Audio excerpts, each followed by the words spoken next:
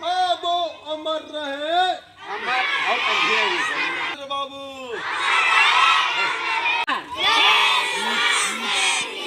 जय शिक्षा, जय शिवान, जय बिहार,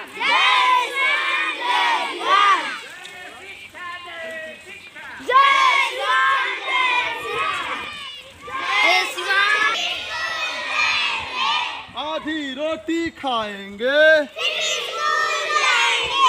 डॉक्टर राजेंद्र प्रसाद,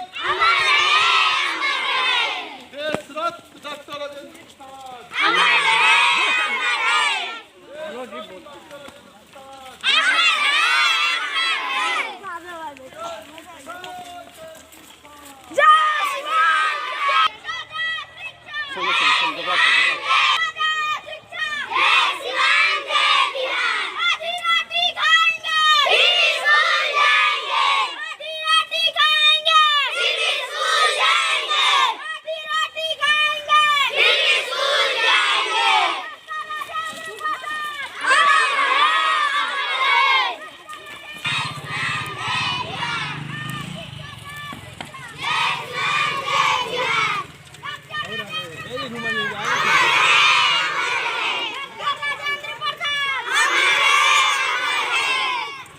चलिए बोले,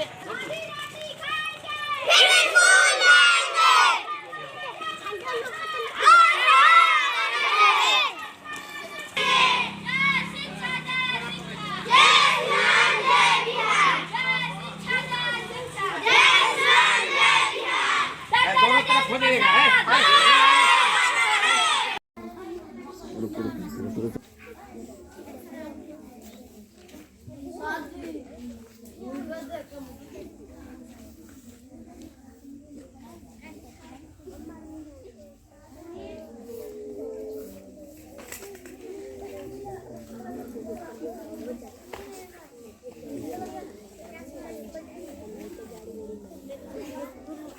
डॉक्टर राजेंद्र प्रसाद, देश रत्न डॉक्टर राजेंद्र प्रसाद, देश रत्न डॉक्टर राजेंद्र प्रसाद, देश रत्न डॉक्टर राजेंद्र प्रसाद। जय शिक्षा, जय शिक्षा, जय शिक्षा, जय शिक्षा।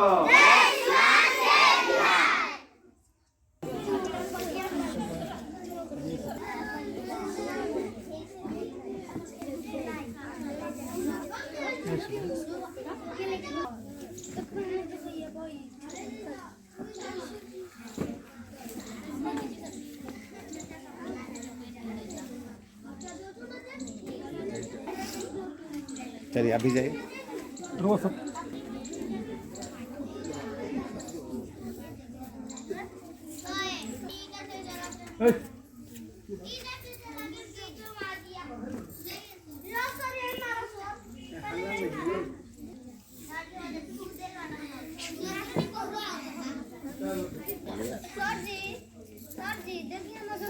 चुप।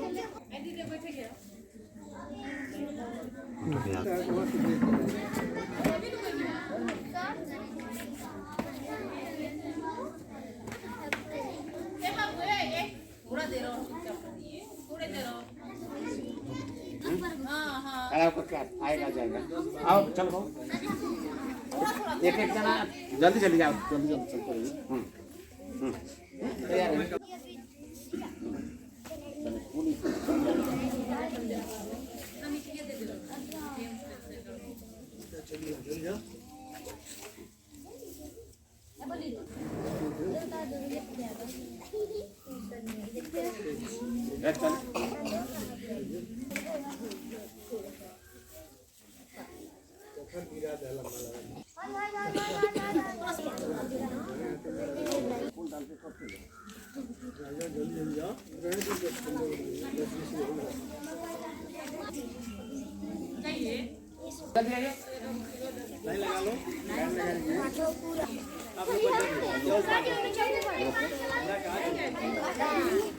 चलिए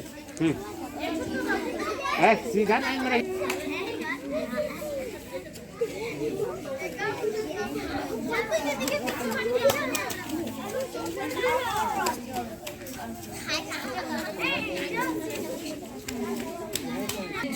हाँ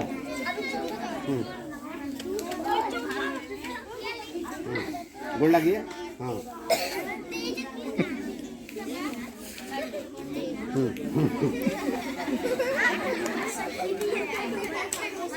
आवत तो हेलो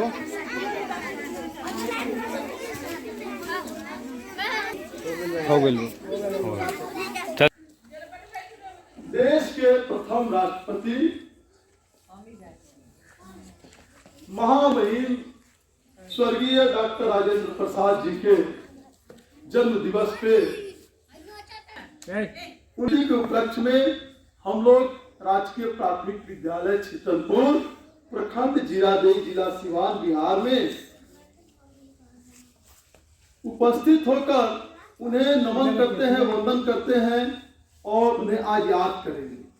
हमारे देश के एकलौते देशरत्न डॉक्टर राजेंद्र बाबू एक ऐसी शख्सियत रहे हैं जिन्होंने भारतीय संविधान को डॉक्टर राजेंद्र बाबू से अपने हाथों में जोड़ना है, सजाना है, संवारना है, इसको आगे बढ़ाना है और इसी जिम्मेदारी को लेते हुए जीवन पर्यंत 1962 तक देश के प्रथम नागरिक के पद को सुशोभित करते रहे हैं।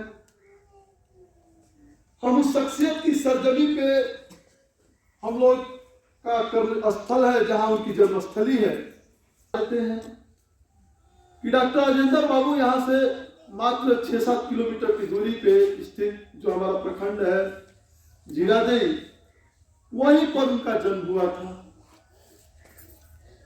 आज भी उनकी पैतृक मकान यहाँ पे है जिसकी सुरक्षा और संरक्षण की जिम्मेदारी भारत सरकार को है। इनके जो पूर्वज थे वो उत्तर प्रदेश के अमरोहा जनपद के कुआ गांव के रहने वाले लोग थे। वो लोग वहां से पलायन करके आपके पड़ोसी जनपद जहां का मैं निवासी हूं उस बलिया जनपद में आकर वो लोग बस गए।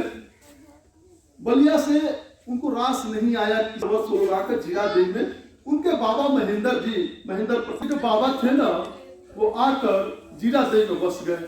उस समय हथुआ स्टेट हुआ करते थे, एक छोटी सी रियासत थी जो हथुआ के क्षेत्र में वो लोग आते थे। उन्हीं के यहाँ वो अपनी जीविकोपार्जन के लिए नौकरी के पैसे से जुड़ गए, क्योंकि पढ़े लिखे शिक्षित परिवार था। इनके पिताजी महादेव सहाय जी उनके दीवान हुआ करते थे। एक बड़ी जमींदारी हुआ करती थी जिसको वो संभालते थे। उनके चाचा जयदेव जी, ये लोग काफी संयुक्त परिवार के लोग थे। डॉक्टर राजेंद्र बाबू को बचपन से ये लोग काफी मानते थे। इनकी माता का नाम कमलेश्वरी देवी था, जो कि एक धार्मिक महिला और शिक्षित महिला थी। ये लोग बचपन में राजेंद्र बाबू को बहुत मानते थे, क्योंकि राजेंद्र बाबू अपने भाइयों में छोटे भाई थे, इसलिए इनको बहुत लाभ प्यार मिला था। बचपन में इनकी माँ इनको महाभारत और रामायण की चौपाइयाँ और कहानियां इनका मनोरंजन के साथ साथ इनको धार्मिक रीति रिवाजों और परंपराओं से भी जोड़ने में सहयोग करती थी। जब ये थोड़ी सी शिक्षा देने लगे, फारसी उर्दू में काफी अच्छा जानकारी इनको हो गई। इसके बाद थोड़ा सा जब बड़े हुए तो हुआ कि अभी तो विद्यालय जाना पड़ेगा। आप लोग विद्यालय आते हैं ना? आप लोग स्कूल में आते हैं कि नहीं? इनको भी विद्यालय जब जाने की बात आई तो चले गए। तो उस समय चूंकि बंगाल बोर्ड के अधीन बिहार की शिक्षा व्यवस्था चलती थी, तो मैट्रिक में आपको बता दे बच्चों कि पूरे बंगाल बोर्ड में प्रथम स्थान पे आए थे। इतने टॉपर स्टूडेंट थे। उससे भी जब पहले चलेंगे ना बाल्यावस्था में, तो कहा जाता है कि इन्होंने जो एक परीक्षा में उत्तर पुस्तिका में जो इनकी हैंड राइटिंग और जो इनका प्रश्न के अनुकूल जो इनका जवाब, जो इन्होंने अंग्रेजी में जो जवाब दिए थे, तो इनका अंग्रेजी का परीक्षक जब कॉपी का मूल्यांकन करने लगा तो उसने लिखा कि examine is better than examiner, मतलब कि परीक्षार्थी परीक्षण से भी बेहतर है। ऐसा भारत के इतिहास में संभवतः पहले और अंतिम स्टूडेंट रहे होंगे जिनसे ये कोई एग्जामिनर लिखता है कि examine is better than examiner. हम से कलकत्ता विश्वविद्यालय से इन्होंने अर्जित किया। उसके बाद वहीं से विधि में लॉ में LLM का भी कोर्स किए। यानी कि शैक्षिक रूप से इतना ये परिपूर्ण हो गए, इतना प्रतालक थे, इतना इन्होंने ज्ञानार्जन किया कि उस ज्ञानार्जन के बाद इन्होंने अध्यापन का क्षेत्र इन्होंने चुना था। और पटना विश्वविद्यालय से लेकर तमाम कॉलेजों में अध्यापन क्षेत्र में लगे रहे। में जो विश्वविद्यालय थी वहाँ के सीनेटर तक बन गए। लेकिन इसी बीच में एक दौर आता है जब देश गुलाम हुआ करता था और देश का इकलौता फकीर महात्मा गांधी पूरे हिंदुस्तान में एक जन आंदोलन चला रहे थे। उसी जन आंदोलन के दौरान लखनऊ में कांग्रेस अधिवेशन होता है 1916 में भी सीनेटर हुआ करते थे। उस अधिवेशन में बापू के संपर्क में आए और बापू की भावनाओं और उनकी राष्ट्र प्रेम से इतना योतप्रोत और लबरेज हुए कि इनके मन में भी यह विचार आया कि क्यों न मैं भी अपने देश के लिए इन ब्रितानी हुकूमत के खिलाफ लड़ूं और देश को आज़ादी दिलाने में अपना गांधी की तरह सर्वस्व न्यौछावर कर दूं। देश में असहयोग आंदोलन चलने लगा। असहयोग आंदोलन में गांधी जी के साथ राजेंद्र बाबू ने सीनेटरी के बिहार में ही है, चंपारण का नाम सुने हैं। आंदोलन होते रहे, ये सक्रियता से भाग लेते रहे। ये जितने बड़े राजनेता थे, जितने बड़े क्रांतिकारी थे, उतने ही बड़े हृदय के नरम, मानव प्रिय, संवेदनशील व्यक्ति भी थे। 1914 में जब बिहार में एक बड़ा बाढ़ आया तो बाढ़ में इन्होंने बड़ा लोगों का मदद किए थे, बहुत मदद किए, लोगों का बहुत मदद करते थे। समझिए, बाढ़ में पूरा तहस नहस हो गया था और उसको फिर बिहार को पुनर्में राजेंद्र बाबू का बड़ा योगदान था। चाहे वो बिहार 1912 में, चाहे वो बंटवारा का मामला रहा हो बंगाल से, चाहे जब भी बिहार को खड़ा करने में राजेंद्र बाबू का बहुत बड़ा योगदान रहा है। चाहे बिहार के बच्चों का छात्र जीवन में एक छात्र संगठन बनाने का मामला रहा हो, चाहे जो भी बिहार से संबंधित विषय वस्तु रहे हो, उन पर राजेंद्र बाबू पहला वो शख्सियत हुआ करते थे जो आगे आगे झंडा लेकर बिहार को सजाने और संवारने और ब्रितानी हुकूमत के खिलाफ लड़ने का काम कर रहे थे। तो इतने नजदीक थे कि सरोजिनी नायडू जो भारत की कोकिला थी, उन्होंने कहा कि अरे इन बापू और गांधी का संबंध वैसा ही है जैसे ईसा मसीह और सेंट जॉन्स का हुआ करता था। सोचो कितने नजदीक व्यक्ति थे कि जिस समय 1934 में भारतीय राष्ट्रीय कांग्रेस के अध्यक्ष थे ही, मुंबई वाले अधिवेशन में अध्यक्ष थे। उसके बाद 38 में सुभाष चंद्र बोस जी चूंकि अध्यक्ष हो गए थे, 39 में इस्तीफा दे दिए। तो 39 का जो भारतीय कांग्रेस थी, राष्ट्रीय कांग्रेस, उसके राष्ट्रीय अध्यक्ष गांधी जी के कहने पर राजेंद्र बाबू को ही बनाया गया था, क्योंकि बोस के बाद कोई उस समकक्ष नेता नहीं था, तो राजेंद्र बाबू को ही उपयुक्त माना गया था। में लिए थे और लेकर उस संविधान को अंगीकृत कराने में राजेंद्र बाबू का बहुत बड़ा योगदान था। वो भारतीय संविधान के अध्यक्ष भी रहे। जब भारत सरकार 1946-47 में अनंतरिम सरकार चल रही थी, उस समय खाद्य रसद एवं कृषि मंत्री भी हुआ करते थे। उनकी राजनीतिक उपलब्धि, उनका व्यक्तिगत कृतित्व, उनका जीवन चरित्र, सब कुछ हमारे लिए अनुकरणीय है। सब कुछ हम उनसे सीखने के लिए, हम लोगों के जीवन में उनसे बहुत कुछ सीखने की जरूरत है। जान लीजिए बच्चों, राजेंद्र बाबू से आप लोगों को गौरवान्वित महसूस करना चाहिए। मैं भी बहुत गौरव महसूस करता हूँ। मुझे अभी तक तो फक्र होती थी कि मैं बागी बलिया में पैदा हुआ हूँ, जहाँ जब मैं राजेंद्र बाबू की सरजमी पे मेरी जब कर्मस्थली बन गई तो मुझे मेरा गर्व और मेरा सीना और चौड़ा हो गया। मुझे बहुत फक्र है कि मैं राजेंद्र बाबू के क्षेत्र में मैं अपनी कर्मस्थली को चुना हूँ। आप लोगों को भी गर्व होना चाहिए। आपको भी राजेंद्र बाबू बनने का प्रयास करना चाहिए। आप लोग भी ऐसा बनिए कि हम भी राजेंद्र बाबू की तरह इतना पढ़े, इतना होनहार बने कि आपके भी उत्तर पुस्तिका पे कोई एग्जामिनर आके लिख दे कि examine is better than examiner. आप लोग भी अपने आप को ऐसा बनाइए, आप लोग भी अपने आप को ऐसा निखारिए। आप पढ़िए, हम आपको पढ़ाएंगे, आप जितना निखरेंगे उतना हम निखारेंगे। पूरा आसमान खुला हुआ है, जितनी उड़ान भरना आप लोग भर लीजिए। हम आपको पंख देंगे, हम आपको ऊर्जा देंगे। आपको उड़ना है, उड़ेंगे कैसे? पढ़ना पड़ेगा। हमें अपना सर्वस्व न्यौछावर करने के लिए तैयार है।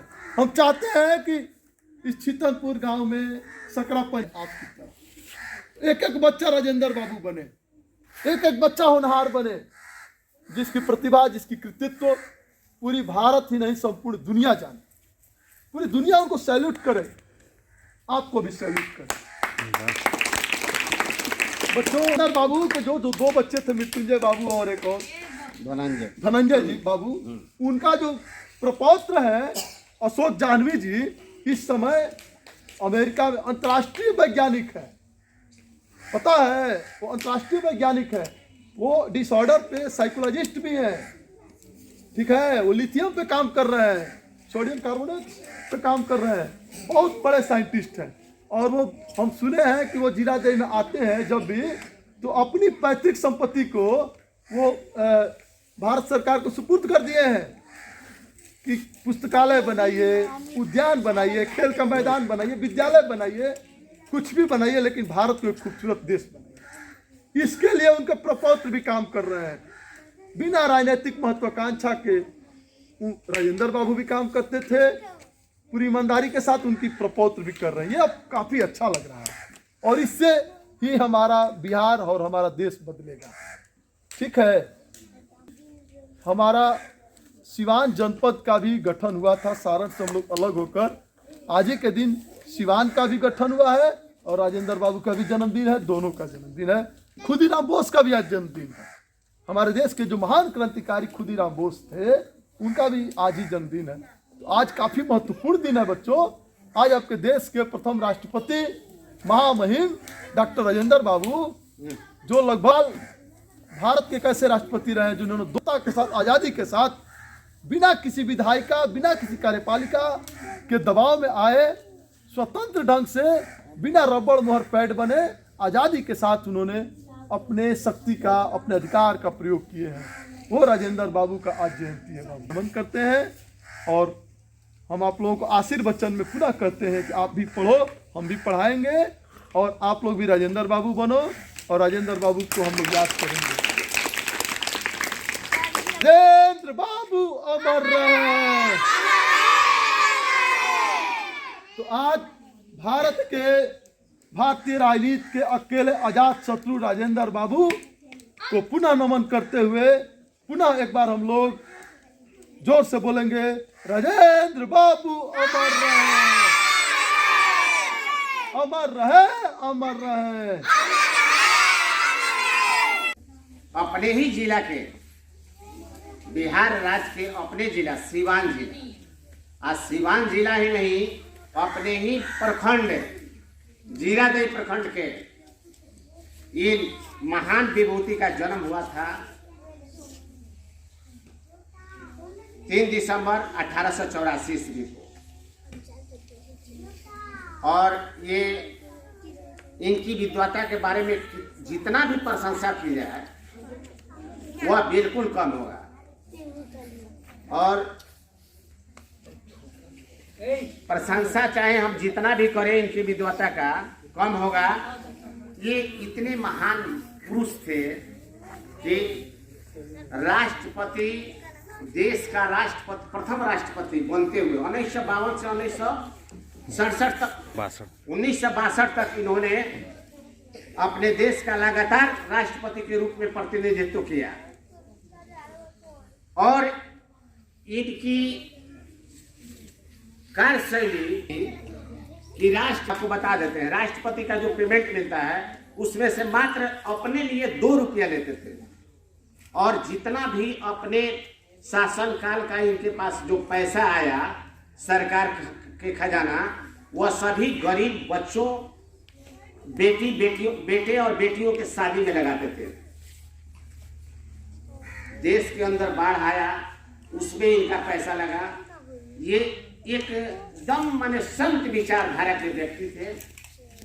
इनके व्यक्तित्व का परिचय चाहिए और इससे बड़ा कोई त्यागी नहीं हो सकता है जो अपने पेमेंट का, अपने वेतन का टोटल राशि देश हित में लगाता हो, गरीब बेटियों के शादी में लगाता हो और मात्र 2 रुपया से अपने कार्यक्रम अपने माने पूरा जीविकोपार्जन कर लेता हो। वैसे व्यक्ति माने एक अद्भुतता का परिचय देना अब इनके लिए इससे बड़ा कोई चीज नहीं हो सकता है।